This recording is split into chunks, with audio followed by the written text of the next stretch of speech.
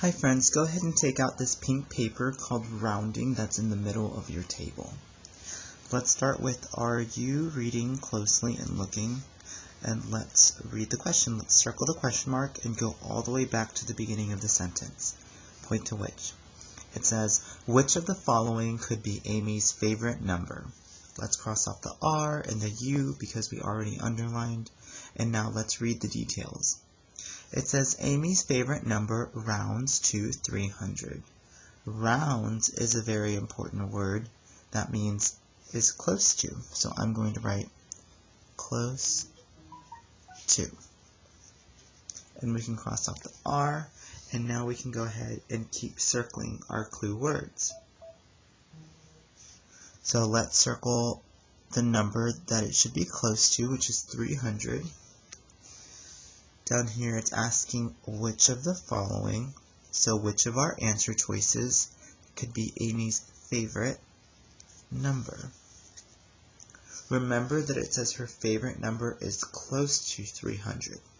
So let's cross off the C and the L because I already labeled. And what time is it? Well, it's three-step time, so let's draw our three-step process. And what should I do first? The main idea. My main idea is going to be which could be her number. Remember, our most important detail in the problem is that her number, one of these, is close to 300. So I'm going to write rounds to 300. And I'm going to look at this number line that they gave me to help me figure out which of these is closer to 300.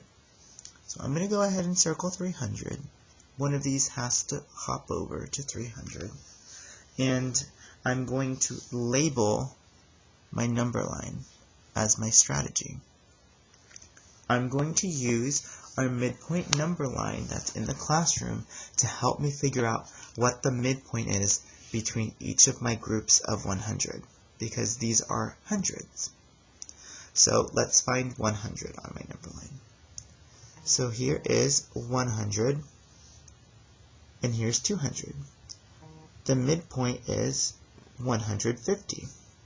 So I'm going to write down 150. And if you want, you could even draw a tree, kind of like in Miss Harrison's story.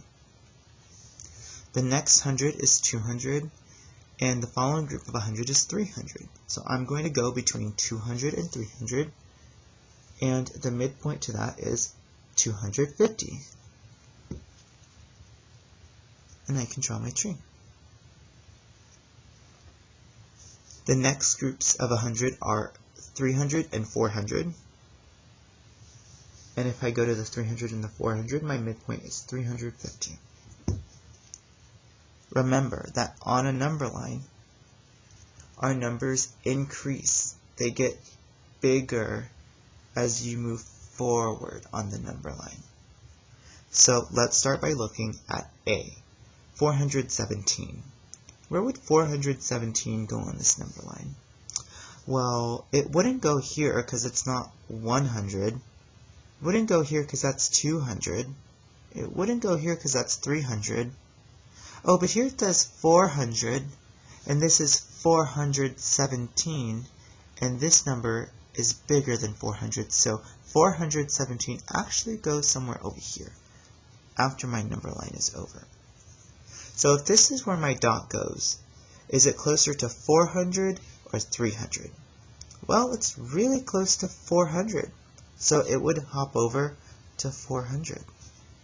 But remember that our number needs to be close to 300. So A is not my answer. Let's go to B. B says 398. This is 100, not 300. This is 200, not 300. Oh, but this is 300, and this says 398. So now I need to figure out where this 398 goes. It has to go between here and here somewhere. Well, this is 300. 310, 320, 330, 340. Here's 350. 360, 370, 380, 390. Oh, 398 must go somewhere here. If my dot is here, then that means that it would round to 400 because it's closer to 400. Anywhere after the halfway point rounds to the next group of 100. But our number needs to round to 300, so it's not B either. C says 225. 225 would not go here because that's 100. Oh, here's 200. So now I need to jump up 25. Okay, 200, 210, 220. Oh, so it has to be like around here. Hey, since it's less than halfway, it actually rounds to 200. But my number needs to round to 300, this one. So it's not going to be that one. Wasn't that one. Not C. So let's go to 287 and see why that is our answer. So here's 100, not 100, I need 200. 100, 200, oh here's 200, now I need a hot 87. 210, 220, 230, 240, 250, 260, 270, 280. Oh, here's 280. 287 is more than halfway, so it rounds to 300. And that's the number that I want. So that's why 287 is my answer.